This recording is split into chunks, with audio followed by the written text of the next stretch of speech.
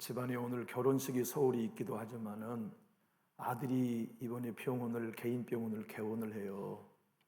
그런데 이제 아들의 병원을 개원하는 곳에 이제 부모님이 한 번도 가보지 못하셔서 서울 결혼식에 올라간 김에 그 아들 병원 또 그 병원 밑에 며느리가 약국을 차려요. 그래서 거기 한번 둘러보고 오시느라고 오늘 참석하지 못한다 양해를 구했습니다.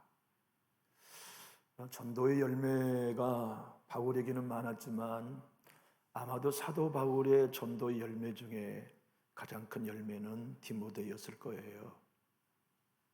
디모데는 바울 사도가 전도했을 때 예수님을 믿고 주의 종으로 헌신한 믿음의 열매죠. 루스드라는 곳에서 사도 바울이 1차 전도 여행을 할 때 예수님을 믿고 목사가 된 분이 디모데였어요. 디모데는 아버지는 로마인이고 엄마는 유대인이었는데 유대인들은 그러한 가정 구조를 유대인으로 쳐줘요. 유대인들은 아버지가 유대인이지만 엄마가 유대인이 아니면 유대인으로 안 쳐줍니다. 그것은 믿음이란 엄마의 젖을 물고 자녀에게 대물림 된다고 믿기 때문이었죠. 그래서 디모데는 아버지가 로마인이지만 유대인으로 인정되었고 그는 어릴 때부터 엄마와 외할머니로부터 믿음을 전수받은 유대인으로 인정받는 로마인이었죠. 디모데는 여러분이 아시는 것처럼 하나님을 공경하는 자라는 뜻을 가진 이름이에요. 참 좋은 이름이죠. 하나님을 공경하는 자. 우리말로 치자면 하경이라 해도 될 것 같아요. 하나님을 공경하고 경외하는 사람이 디모데였는데 사도 바울은 일생 독신으로 살았죠. 그래서 자녀를 낳은 적이 없었건만 사도 바울은 기꺼이 디모데를 사랑으로 낳은 내 아들이라고 인정했어요. 오늘 우리가 읽은 본문에 다 읽진 않았지만 2절을 화면을 통해 읽어볼까요? 사랑하는 아들 디모데에게 편지하노니 하나님 아버지와 그리스도 예수 주 우리 주께서 은혜와 긍휼과 평강이 내게 있을지어다. 그래서 디모데를 사랑하는 아들로 표현한 거죠. 그뿐만 아니라 디모데전서 1장 2절을 보면 믿음에서 참 아들 된 디모데라고 사도 바울은 소개했어요. 한번 말씀 읽어봅시다. 믿음 안에서 참 아들 된 디모데에게 편지하노니 하나님 아버지와 그리스도 예수 우리 주께로부터 은혜와 긍휼과 평강이 내게 있을지어다. 부모는 하루 종일 자녀 생각하잖아요. 그러지 않나요? 부모로 살면서 우리는 웬종일 자녀들을 생각합니다. 이유는 하나입니다. 사랑하니까. 사랑하니까 웬종일 자녀 생각하고 살죠. 바울은 웬종일 디모데를 생각했대요. 특별히 기도할 때마다 디모데를 생각했어요. 사랑하니까, 축복하고 싶으니까, 용기 주고 싶으니까, 그의 목회 사역에 열매가 있기를 원하니까 그를 생각할 때마다, 기도할 때마다 밤낮 쉬지 않고 생각했대요. 오늘 우리가 읽은 본문에서 바울은 3절에서 이렇게 고백했어요. 내가 밤낮 간구하는 가운데 쉬지 않고 너를 생각한다. 밤낮 기도할 때마다 디모데를 축복해 주세요. 디모데를 붙들어 주세요. 내 믿음의 아들을 복되게 해주세요.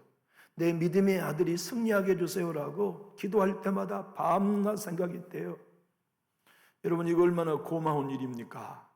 기도할 때마다 염려거리로 생각하는 자식이 있는가 하면, 기도할 때마다 감색거리로 생각나는 자식이 있는데 디모데는 그런 자녀였어요. 우리가 서로를 중보하며 살아가면서 생각할 때마다 그분만 생각하면 나는 행복하다. 그분만 생각하면 나는 새 힘이 난다. 그분만 생각하면 하나님께서 얼마나 내 안에 큰 소망을 주신다. 이런 관계가 되면 얼마나 좋을까요? 하나님, 그분 밤낮 생각하는데 난 염려가 됩니다. 그분 하나님 어떻게든 좀 일으켜 주시고 선한 사람 되게 하시고 믿음 사람 되게 해 주십시오. 이런 기도의 대상이 된다면 참 서글픈 일이죠. 오늘 바울을 통해 구역장인 여러분들과 교사들에게, 아니 모든 성도에게 하신 말씀이 있습니다. 한번 따라해 볼까요? 거짓 없는 믿음은 너희를 통해 준다. 여러분, 하나님께서 믿음을 주시는 주인공이에요. 부모가 자식에게 믿음 못 줍니다. 믿음은 하나님의 선물이에요. 그런데 그 믿음을 하나님은 사람을 통해 주세요. 하나님께서는 디모데에게 바울을 통하여 하신 말씀이 이것입니다. 네 안에는 거짓 없는 믿음이 있다는 걸 내가 안다. 그런데 그 믿음은 하나님께서 네 외조모 로이스와 네 어머니 유니게를 통해 네 안에 주셨다. 로이스도 유니게도 좋은 믿음의 사람이었지만 자녀인 아들 손주인 디모데에게 믿음을 줄 수는 없었어요. 그 믿음은 하나님이 주신 것이지만 부모를 통해, 엄마와 할머니를 통해 주셨죠. 오늘 본문 3절의 말씀은 조상적부터 섬겨온이라는 헬라의 원어의 뜻은 조상적부터 예배온 이란 뜻입니다. 다시 말하면 아브라함 때부터 지금껏 예배해온 그 하나님을 믿는 거짓없는 믿음이 네 외할머니에 있더니, 네 어머니 안에 있더니 하나님께서 네 외조모와 엄마를 통해 네 속에도 주셨구나. 오늘 5절의 말씀을 우리 힘차게 한번 읽어봅시다. 이는 내 속에 거짓없는 믿음이 있음을 선자감이라. 이 믿음은 먼저 내 외조모 로이스와 내 어머니 유니게 속에 있더니 내 속에도 있는 줄을 확신하노라. 여러분, 믿음은 거짓없는 믿음이라는 것이 얼마나 귀한가요? 바울이 거짓없는 믿음이 네 안에 있다는 뜻은 거짓된 믿음을 가진 사람이 많다는 걸 보았다는 의미입니다. 사도 바울처럼 교회를 많이 세우고 많은 그리스도인이라고 하는 사람들을 만나본 경험이 풍부한 사람이 어디 있겠어요?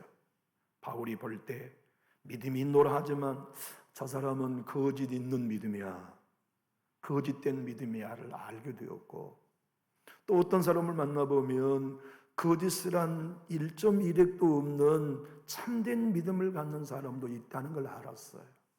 그런데 디모데, 네 안에는 거짓 없는 믿음이 있고, 내가 가만히 네 엄마를 지금껏 경험해 보니까 네 엄마 속에 거짓 없는 믿음이 있었더라.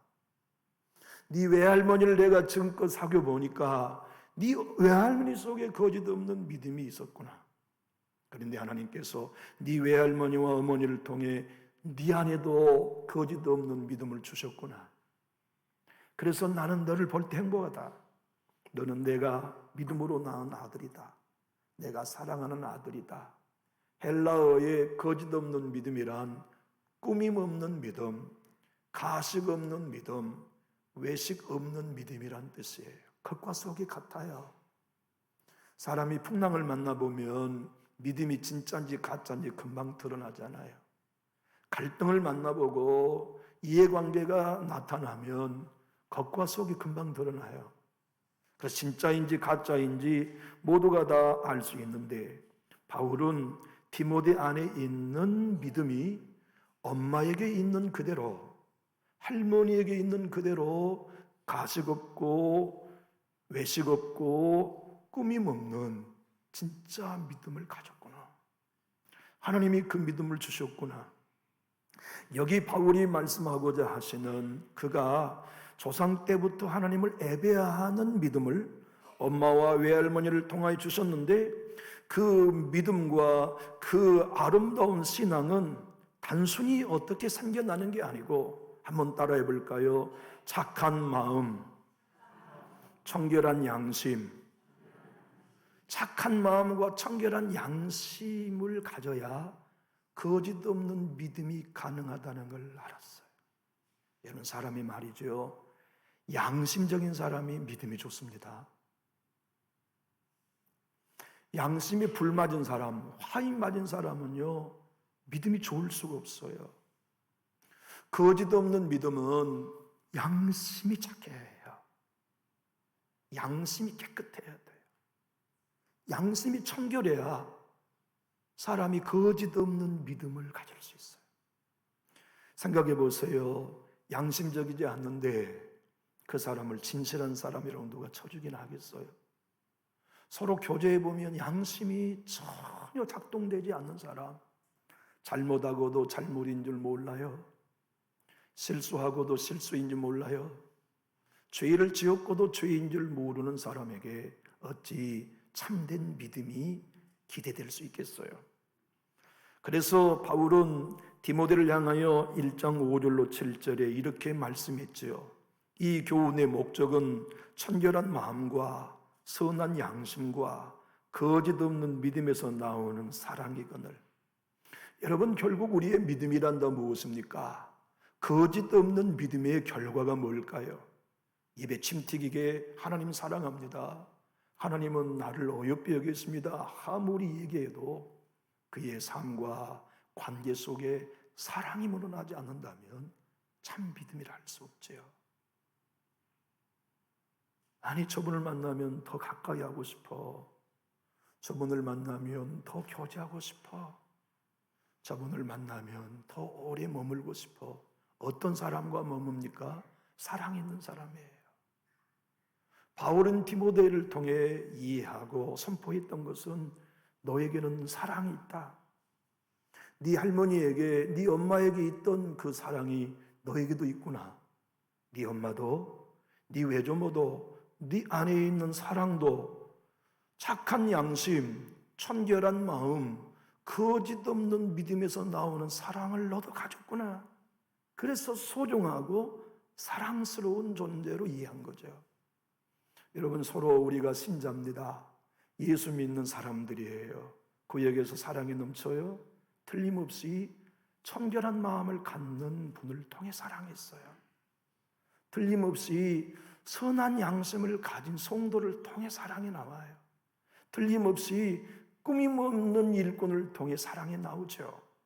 구역에 이 사랑이 넘치는 구역장 여러분들께서 정말 착한 양심, 청결한 마음, 거짓 없는 믿음에서 우러나오는 사랑의 목자가 되어서 여러분이 속해 있는 구역마다 하나님의 나라를 이룰 수 있기를 예수님 이름으로 축복합니다. 교사 한 사람 한 사람이 사랑이 우러나는 교사이면 얼마나 좋아요. 어제도 우리 영유아반 성경학교 하는데 참 아이들이 의자에 앉아가지고 웬만한 성인들의 예배보다 더 말씀을 집중해요. 참 놀랐어요. 이 조그만 8명의 아이가, 조그마한 아이 의자에 앉아가지고 설교 시간에 해차를 부리는 놈이 하나도 없어요. 다 하나님의 말씀을 그냥 집중하고 설교 끝날 때까지 질문한 거 답하고, 그리고는 이제 밥 먹고 선생님들 함께 가만히 아이들 간수하는 걸 보니까 얼마나 선생님들이 사랑한 아이들을 사랑해 주시는지, 내가 저런 분들을 섬기는 목사인 게 행복하다. 어떤 놈은 예배 끝나니까 지 마음대로 돌아다니는 놈도 있고, 어떤 놈은 울고 다니는 놈도 있고, 어떤 놈은 요런저런 해차를 부른 놈들이 있는데 선생님들이 하나같이 내 자식처럼, 내 손주처럼 아껴주는 그 모습에 얼마나 대견하고 감사한지 몰랐어요. 여러분, 교사 여러분들께서도 우리 아이들 한 사람 한 사람을 사랑으로 대해주는 교사가 되어주십시오. 그 사랑은 이쁜 짓 하니까 이쁘고, 이쁜 짓 안 하니까 이뻐하지 않는 마음은 없어요. 그 사랑은 착한 마음, 청결한 양심, 거짓 없는 믿음에서 나온 것이기 때문에 미운 짓 해도 이쁘고, 해차를 부려도 이쁘고, 말씀에 집중하지도 이뻐, 끊임없는 사랑을 베풀 수 있잖아요. 그런 교사가 되어주신다면 우리 교회에 나온 아이들 모두가 다 디모데처럼 큰 믿음의 사람으로 성장하게 될 줄로 믿어요. 구역장님 여러분들과 교사와 목사인 제가 청결한 마음과 선한 양심과 거짓 없는 믿음에서 날마다 우러나오는 이 사랑을 가지고 제가 목회하고, 여러분이 목장의 목회를 목회하고 교사의 목회를 이어간다면 분명 우리 교회에 아름다운 열매가 넘쳐날 것입니다. 이 복이 구역마다 넘쳐나시기를 축복합니다. 그리고 모든 교육부서에 다 이 열매가 있게 되기를 우리 주 예수님 이름으로 축복합니다. 사도 바울을 통하여 오늘 구역장 여러분들에게나 교사 여러분들과 목사인 저에게 일러주시는 참으로 중요한 가르침들이 있습니다. 사랑은 절대 수고 없이는 나오지 않는 열매다. 왜 자녀가 부모를 사랑합니까? 왜 자녀들이 부모님을 그토록 사랑하나요? 일생 자신들을 위해 헌신해 준 걸 보았기에, 경험했기 때문에 엄마 아빠를 사랑하죠. 자녀가 말이죠, 할머니 밑에서 자라나고 다른 교육기관에서 자라나면 엄마 아빠의 고마움을 모를 수밖에요. 왜냐하면 엄마 아빠가 돈은 보냈을지 모르지만 잠 못 이루면서 자신을 돌봐준 사랑을 받은 기억이 없다면 자녀가 엄마 아빠의 사랑을 의심하게 될 거예요. 제가 임자도 축포교회를 갔는데요, 젊은 장로님이 저에게 이런 질문을 하시더라고요. 목사님, 우리 동네는요 효자가 드물어요. 묻지 않는 말씀을 하세요. 아니 왜 우리 동네는 효자가 드물어요? 이유가 있어요. 어떤 이유인데요? 우리 동네는 섬이다 보니까 초등학교도 없었고 중학교도 없었고 고등학교도 없었으니 태어나서 학교에 갈 취향 연령이 되면 다 객지로 보냈습니다. 돈만 보냈습니다. 그래서 그 아이들이 대학 나오고 어른이 되고 나니까 엄마가 나 해준 거 뭐 있냐? 아버지가 나 해준 거 뭐 있어요? 그래서 그 아이들이 성장해서도 부모의 은혜를 몰라 효자가 드물다는 말씀을 하시더라고요. 부모의 작은 기침에도 반응한 아이는 엄마 아빠가 나를 사랑해 주신 것을 경험한 사람이에요. 엄마가 나를 위해 울었고 엄마가 나를 위해 헌신했으며 아버지가 구차한 직장을 살면서도 나를 위해 평생을 희생한 수고를 본 사람, 그 자녀들은 엄마 아빠에 대한 사랑을 접을 수가 없지요. 받은 게 있으니까, 본 게 있으니까. 사도 바울이 여러분들과 저에게도 오늘 구역장으로서, 목회자로서, 교사로서 일러주십니다. 구역원들은 구역장의 사랑을 보고 자랍니다. 학생들은 교사 선생님들의 사랑을 보고 자랍니다. 성도는 목사의 사랑을 보고 자랍니다. 그러니 천결한 마음과 선한 양심과 거짓 믿음에서 나오는 사랑을 가지고 헛된 말에 빠지지 마십시오. 바울이 디모데에게 헛된 말에 빠지지 말라는 헛된 말이란 따라해 볼까요? 열매 없는 말, 쓸데없는 말. 여러분, 우리가 예수님 안에서 서로 살아가면서 교사로, 구역장으로, 그리스도인으로 살아가며 하는 말 한마디도 살이 되고 뼈가 되고 영양분이 되는 말을 해주면 얼마나 좋아요. 그러지 않나요? 서로 만나 대화해봐도 1시간을 놀고 2시간을 놀아보지만 쓸데없는 말, 유익이 없는 말, 구역예배에 모여서 우리가 주고받는 모든 말이 헛된 말이 아닌 생명의 말, 교사들과 학생들이 서로 만나 교제하는 말이 생명의 말이 된다면 얼마나 좋아요. 그것이 오늘 구역장 여러분들과 교사인 여러분과 목회자인 저에게 일러주신 말씀이죠. 디모데전서 1장 5절로 7절 우리 한번 크게 읽어봅시다. 이 교훈의 목적은 천결한 마음과 선한 양심과 거짓 없는 믿음에서 나오는 사랑이거늘 사람들이 이에서 벗어나 헛된 말에 빠져 율법의 선생이 되려 하나 자기가 말하는 것이나 자기가 확증하는 것도 깨닫지 못하는도다. 여러분, 우리 안에 있는 믿음이 진짜인지 가짜인지는 우리의 말에 드러납니다. 우리가 정말 착한 양심을 가졌거나 선한 마음을 가졌느냐의 증거는 우리의 행위로 나옵니다. 사랑으로 나오느냐. 여러분, 진짜 예수의 사람, 거짓 없는 믿음으로 살아가는 사람은 교제해보면 교제해볼수록 진국이에요. 만나보면 만나볼수록 그에게는 사랑이 있어요. 그게 증거입니다. 깨끗한 양심이 증거. 청결한 마음의 증거, 거짓 없는 믿음의 증거는 사랑이에요. 사랑이 만약 우리에게 빠진다면 제 아무리 교회 생활을 열심히 해도 그는 꾸밈이 있는 믿음으로 사는 거죠. 우리 교단의 신학의 아버지 존 웨슬리는 잠자는 자의 일어나라는 책에서 이렇게 말합니다. 거짓 없는 믿음에서만 사랑이 우러납니다. 율법의 완성이거나 모든 계명의 종결도 사랑입니다. 우리가 하는 행동이나 헌신의 모든 것에 사랑이 있다면 참 믿음의 헌신이요, 사랑이 없다면 거짓 믿음의 헌신입니다. 여러분, 우리가 서로 구역장으로 섬겨가고 교사로 섬겨가는 우리의 모든 사역이 참된 믿음의 결과여야 하지 않겠어요? 진짜 예수 믿는 사람으로서의 삶이어야 되는데 그 증거는 사랑이라 하잖아요.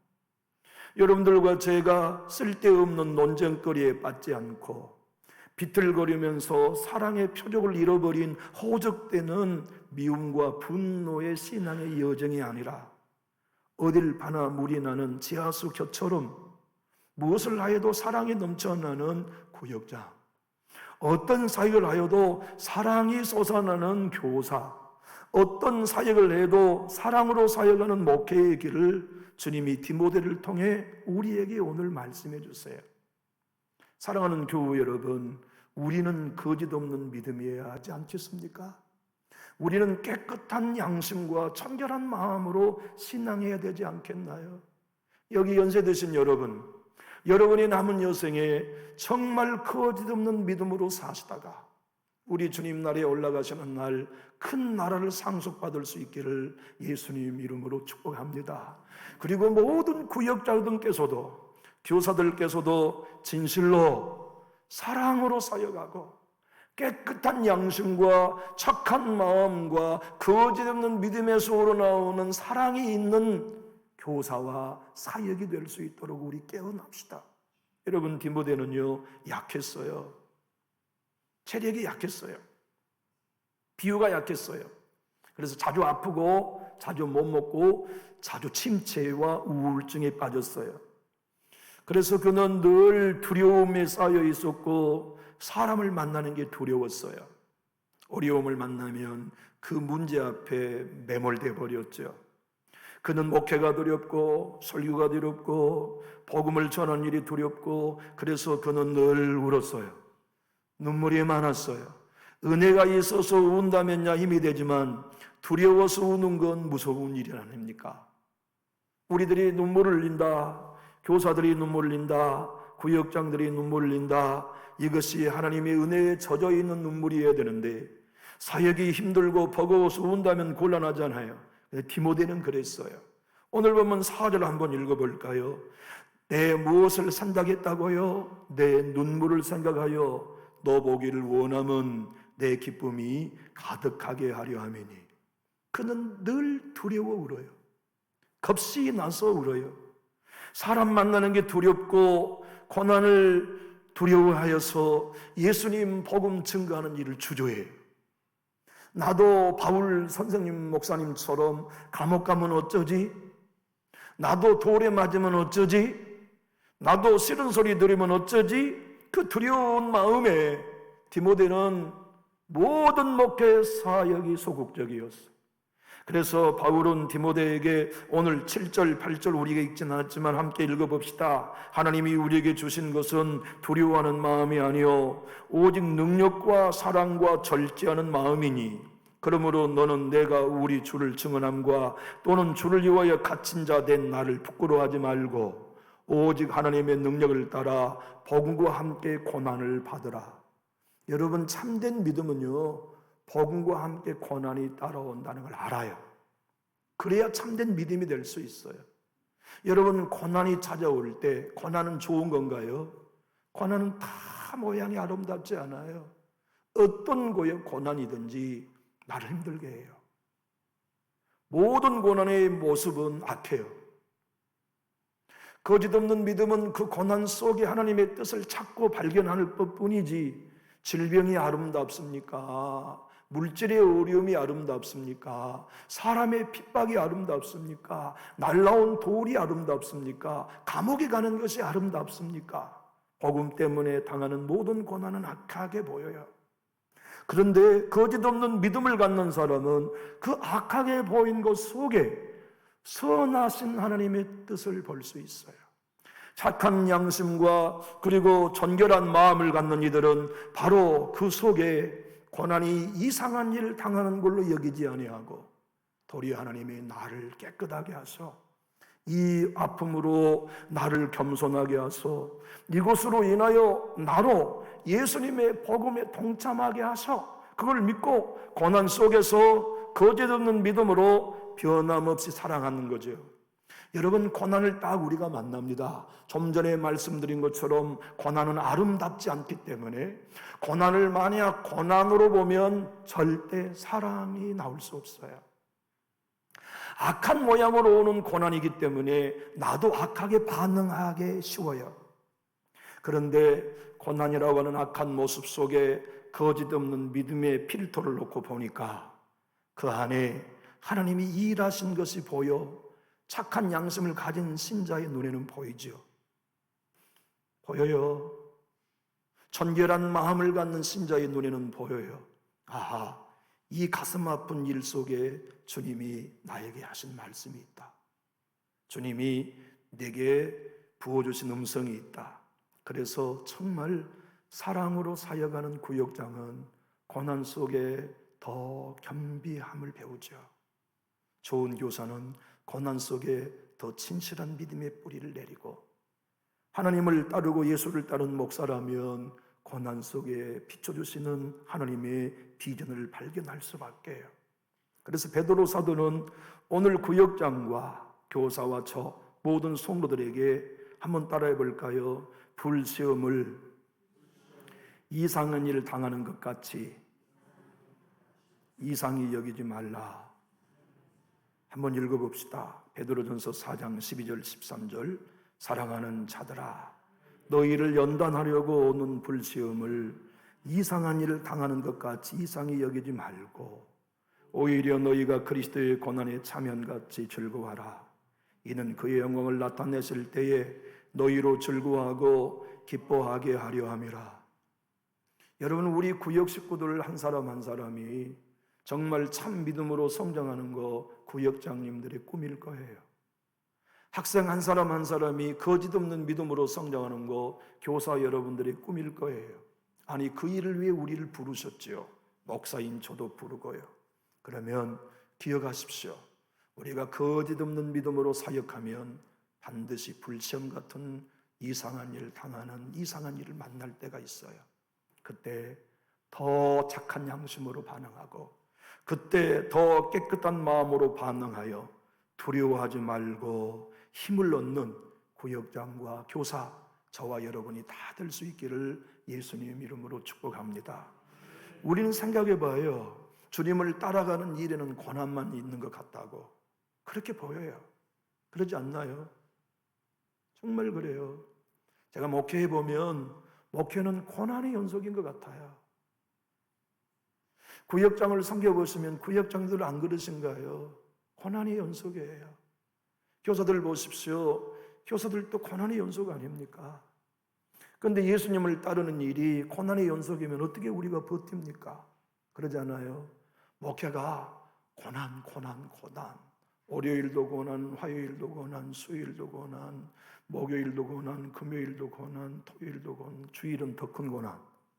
만약에 이렇게 매일 일주일 내내가 고난이라면 어떻게 숨쉬고 목회하겠습니까?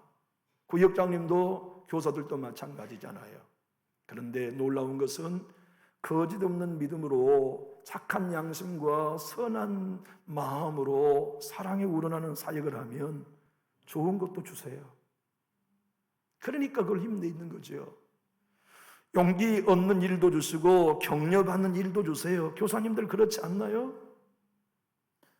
여러분, 교사들 얼마나 수고하십니까? 우리 교회는 교사들이 학생들을 다 픽업합니다.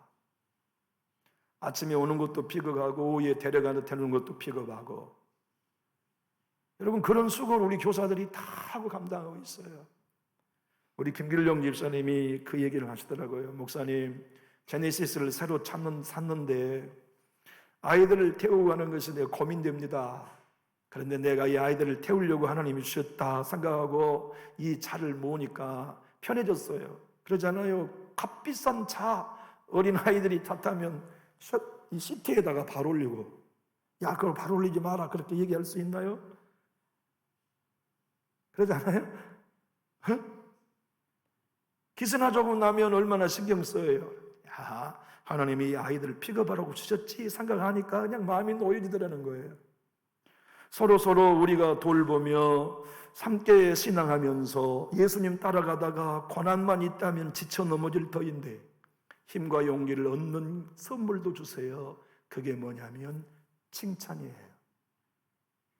우리 사도행전 16장 1절로 2절을 한번 읽어봅시다. 시작. 바울이 더베와 루스드라에도 이름에 거기 디모데라 하는 제자가 있으니 그 어머니는 믿는 유대 여자요 아버지는 헬라인이라. 디모데는 루스드라와 이고니에 있는 형제들에게 칭찬받는 자니. 이게 주님의 고난의 길을 걸어가면서 얻을 수 있는 힘입니다. 우리 교사님들에게 온 교우가 늘 칭찬해 드릴 수 있기를 축복합니다. 구역장님 여러분 욕하지 마세요. 끌어내리지 말고 구역장님 얼마나 수고하시느냐고 칭찬해 드리는 구역 식구들이 되십시오. 서로 그렇게 격려하고 서로 칭찬하면서 구역도 교회 학교도 세워지는 법이죠. 여러분 서로 주의 공동체를 섬기며 믿음의 길을 걸어가면서 주님이 우리에게 주시는 거짓 없는 믿음으로 구역 식구들이 자라나는 걸 상상해 보십시오.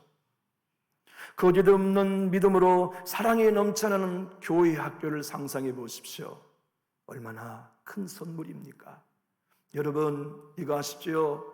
지금 전주의 어느 교회보다도 남준주 성결 교회의 주일학교와 학생회가 든든히 사가고 있다는 거, 우리 교회만큼 쓰는 교회는 없어요.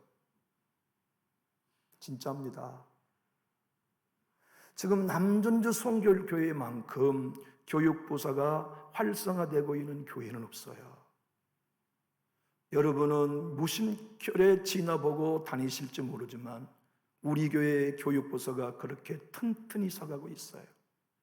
그때 칭찬하나요?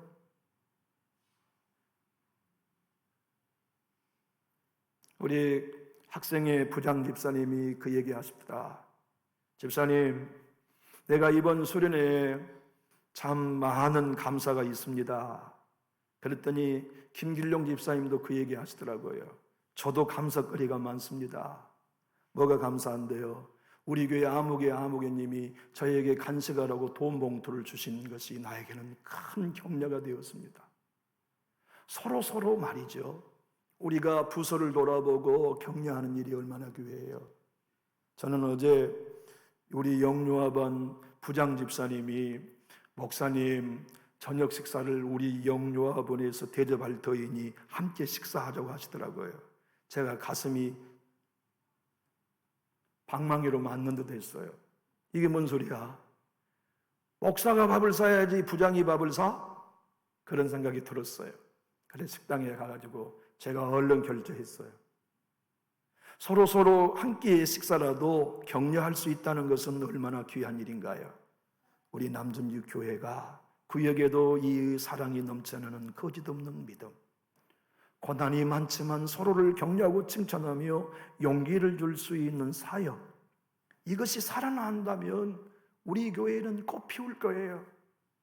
미국의 위대한 부흥 강사였던 윌리엄스라고 하는 분이 있었어요. 그분이 큰 대형 집회에 강사로 초대받았는데 주어진 주제는 가정과 성경이라는 주제였지요. 그런데 그 강사 목사님이 생각해 볼 때 이 주제에 맞는 찬송가를 하나 지었으면 좋겠다 하는 생각이 들어서 찰스 틸만이라고 하는 분에게 집사님은 찬송가 작시 작곡가이니 가정과 성경에는 주제에 딱 맞는 찬송가를 하나 작시 작곡해 주세요. 그러니까 너무나 충격적인 얘기를 이 집사님이 목사님께 한 겁니다. 목사님, 목사님이 전문가이니 곡을 써주시면, 아니 노랫말을 써주시면 내가 곡을 붙일게요. 그런 거예요. 아이고 참 이건 난감하네. 내가 혹을 때리고 했다가 혹을 다시 붙였네. 이런 생각을 하고 이 목사님이 가만히 찬송가, 가정과 성경이라는 주제로 어떤 노랫말을 쓸까 생각했는데 하나님의 성령께서 어릴 적 자기 엄마가 자기를 가르쳤던 그림을 보여주셨어요. 자기 어머니 무릎에 어린 자기를 앉혀서 성령을 가르쳐주던 그 엄마의 모습이 생각이 나서 노랫말을 썼지요. 그리고 그 노랫말을 찰스 틸만이라고 하는 작곡가에게 주니까 그가 곡을 붙인 찬송가가 우리가 제일 많이 부르는 199장 노랫말은 이거잖아요. 나의 사랑하는 책 비록 헤어졌으나 어머니의 무릎 위에 앉아서 재미있게 듣던 말 그때 일을 지금도 내가 잊지 않고 기억합니다.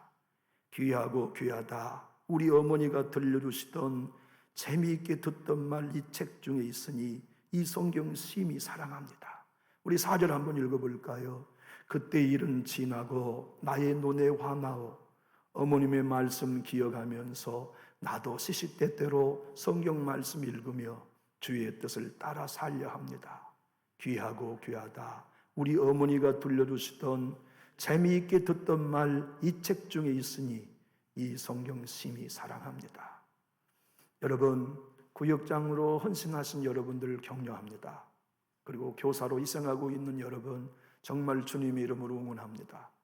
우리가 이 모든 식구들을 서로 격려하고 칭찬하면서 우리 교회가 어른으로부터 아이 이르기까지 거짓 없는 믿음으로 성장하고 거기서 우러나오는 사랑으로 풍성한 교육기관, 구역, 남존집교회가 되어서 우리 모두가 다 서로 사랑하며 기쁨으로 예배하는 공동체로 승리할 수 있기를 우리 주 예수님의 이름으로 축복하고 싶은데 여러분도 그 교회를 꿈꾸시고 진실로 원하시면 우리 큰 소리로 아멘 하실까요? 기도하겠습니다.